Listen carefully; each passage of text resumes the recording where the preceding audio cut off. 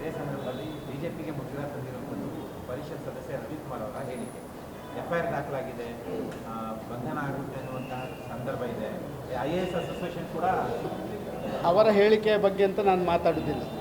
ಆದರೆ ನಾನು ಭಾರಿ ಹಿಂದಿನಿಂದ ಒಂದು ಮಾತನ್ನು ಹೇಳ್ತಾ ಇದ್ದೆ, ನಮ್ಮ ಮಾತಿಗೆ ತೂಕ ಇರಬೇಕು.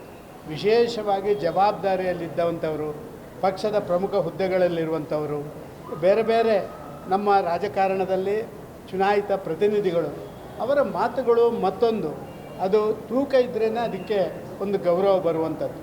ಒಟ್ಟು ಏನೋ ಮಾತಾಡಬೇಕು ಅಂತ ಮಾತಾಡಿದರೆ ಅಲ್ಲಲ್ಲಿ ತೊಂದರೆಗಳಾಗ್ತವೆ. ನಾವು 2-3 ಸಾರಿ ಅನುಭವಿಸಿದ್ದೀವಿ. ಇತ್ತೀಚೆಗೆ ಭಾರತೀಯ ಜನತಾ ಪಾರ್ಟಿಯ ಪ್ರಮುಖ ನೇತಾರರ ಒಂದಷ್ಟು ಮಾತುಗಳಿಂದ ಗೊಂದಲ ಆಗಿದ್ದನ್ನು ನಾವು ಕಂಡಿದ್ದೇವೆ. ಆ ಗೊಂದಲ ಆಗದ ರೀತಿಯಲ್ಲಿ ನಾವು ಜವಾಬ್ದಾರಿ ಸ್ಥಾನದಲ್ಲಿದ್ದರು ಜವಾಬ್ದಾರಿಯಿಂದ ಮಾತಾಡಿದ್ರೆ ಚೆನ್ನಾಗಿ ಆಗೋದು ಅಂತ ನನ್ನ ಅನಿಸಿಕೆ.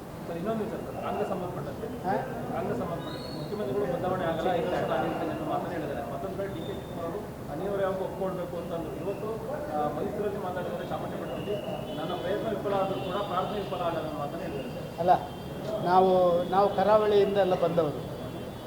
ಯಕ್ಷಗಾನದಲ್ಲಿ ಬೆಳಿಗ್ಗೆ ರಾಮನ ಪಾತ್ರ ಹಾಕಿದವ ಮರುದಿವಸ ರಾವಣನ ಪಾತ್ರ ಆಗ್ತಾನೆ. ಕೆಲವು ಸಂದರ್ಭಗಳಲ್ಲಿ ಬೇರೆ ಬೇರೆ ವ್ಯತ್ಯಾಸಗಳೆಲ್ಲ ನಡೆಯುವಂಥದ್ದನ್ನು ನಾವು ನೋಡ್ತಾ ಇದ್ದೇವೆ. ಕೆಲವು ಕುಣಿತದವರ ಕುಣಿತಕ್ಕಾಗಿಯೇ ಇರ್ತಾರೆ. ಚೆಂಡೆಪೆಟ್ಟಿಗೆ ಕುಣಿತಕ್ಕೆ ಮಾಡುವವರು ಬೇರೆ ಇರ್ತಾರೆ, ಅರ್ಥಧಾರಿಗಳು ಬೇರೆ ಇರ್ತಾರೆ. ಬಹುಶಃ ಈಗಿನ ಮುಖ್ಯಮಂತ್ರಿಗಳು, ಉಪಮುಖ್ಯಮಂತ್ರಿಗಳೆಲ್ಲ ಈ ಚೆಂಡೆಪೆಟ್ಟಿಗೆ ಕುಣಿತ ಉಂಟಲ್ಲ, ಅದಕ್ಕೆ ಸಂಬಂಧಪಟ್ಟವರು ಅಂತ ನಾನು